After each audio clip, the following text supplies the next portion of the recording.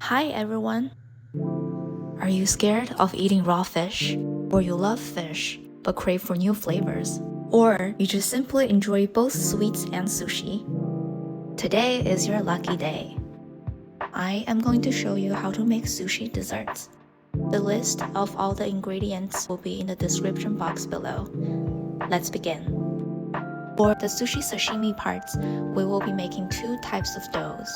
Start with the water dough. Mix all-purpose flour, sugar, and room temperature butter. Then add water and start kneading. The dough will be a little sticky in the beginning, but don't worry. Keep kneading for about 5 minutes until it's not sticking to your fingers anymore. Set the dough aside to rest around 10 minutes. Then evenly distribute the dough to 3 parts. Now we're going to make butter dough. Mix cake flour and butter and start kneading until everything comes together. The butter dough should not stick to your hands either. The consistency is tastier and harder than the water dough. Cut the dough into 3 even parts. Set 2 parts aside and cut a quarter of the piece, then set it aside. We have finished prepping all the doughs. Let's get started with the salmon. Color the butter dough with orange food dye and knead the dough until the color is well mixed. Form the dough into a little ball.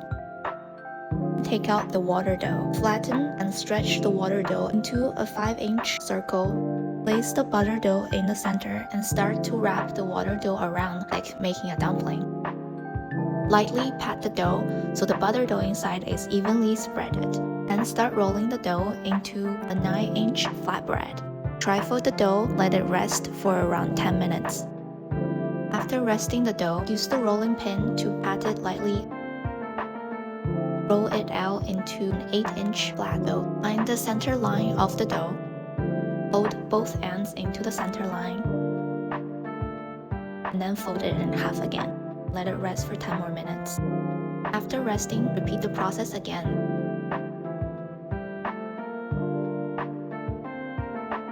After folding the dough, put it in the fridge this time for 10 minutes. Take the dough out of fridge, roll to around 1/4-inch sheet. Cut the sheets in half. And now you got the beautiful orange layers of the salmon sashimi. Use the same methods to make the white layer dough. The white dough doesn't need as many folds as the orange dough because it doesn't need as many layers. Cut both orange and white dough into 1-inch wide. The white dough will play the fat part of the sashimi. We can start to assemble as the ratio as we desire. It's starting to look like a salmon fillet now. Put the fillet onto a saran wrap, then use a rolling pin to roll the fillet out. This helps the layers to get intact with each other. Then put it in the freezer for 30 minutes. Moving on to the sweet shrimp. I wanted my shrimp to be a little redder than the salmon, so I mixed both orange and purple color dye. Knead the dough until the colors are mixed well. Flatten the water dough and start making a dumpling as we did before. Slightly pat it and roll the dough out into a 7-inch long sheet. Trifold the dough and let it rest for around 10 minutes. After resting, roll the dough out again to around 8 inches long. Fold both ends into the center and fold it again. Rest for 10 minutes. After resting, roll it out into a 1/4-inch thick sheet. Cut the sheet into 1/4-inch stripes.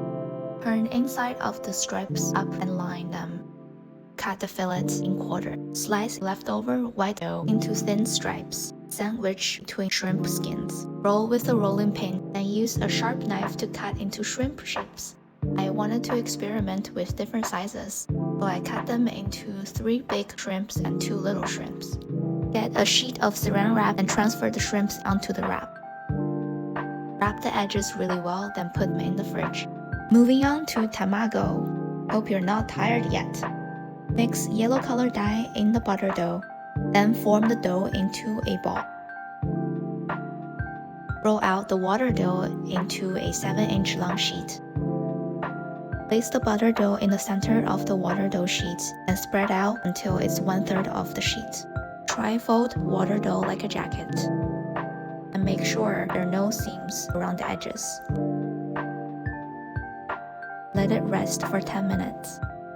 After resting, slightly pat the dough with rolling pin. Roll the dough out into 13-inch long flat sheets. Roll from one end to the other very tightly. Let it rest for 10 minutes. It's a long process, but trust me, it'll be all worth it. After resting, repeat the same process and roll the dough into a 17-inch long sheet.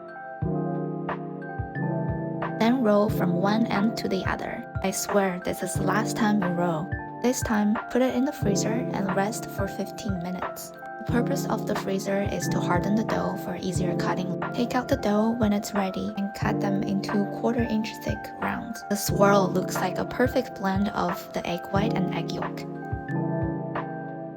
Use a rolling pin to adjust the size and the shape as you want it. I use the same method to make the black stripes to resemble the seaweed.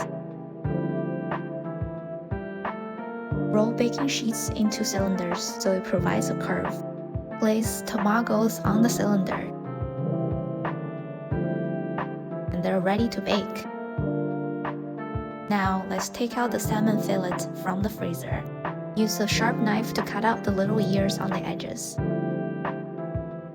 And cut into sizes as you want. Mine is roughly around 1 to 1.5 inch. This will give you 6 salmon sashimi. Make 2 more baking sheet cylinders. Then place both salmon and sweet shrimp on the cylinders. Make sure to curve the shapes so they look more natural for the sushi. Look how fatty the shrimp is. You can make it look less fatty to put less white in the layers. Now they're ready to go into the oven. Set the oven to 320 Fahrenheit. Place on top rack to prevent browning. Bake around 25 to 35 minutes. While waiting for the oven, let's make the rice. I put jam in ice cube tray and freeze them overnight into solids. Then mix white sweet potato and cream cheese in a 1:1 ratio and form them into 1-inch balls. You can use any ingredients you like, as long as they're white and a little sticky. Flatten the cream cheese ball. Then put the berry jam in the center. Wrap around the dough just like making a dumpling again. Prepare a bowl of shredded coconut. Roll around the cream cheese balls in the bowl like little puppies until it's fully covered with shredded coconut. And voila! We have our rice balls. Now it's finally the time to assemble our sushi. To make the chopsticks, mix flour and water and knead into a dough. Roll out the dough into a 1/4-inch thick sheets. Then use a knife to cut the shape of the chopstick. You can use a chopstick as a guidance. Then place the chopsticks onto a baking sheet. Bake oven to 380 Fahrenheit for 50 minutes. Use the same methods to make the plates, however the shape you want. I make them into rectangular shapes to make a contrast with everything else, so it's more fun. If you want to go one step further, let's make our soy sauce by simply mix brown sugar and water. This will also serve as an extra layer of sweetness to our sushi. All the hard work is done. Now let's sit down and enjoy the sushi dessert with me. Thank you for watching.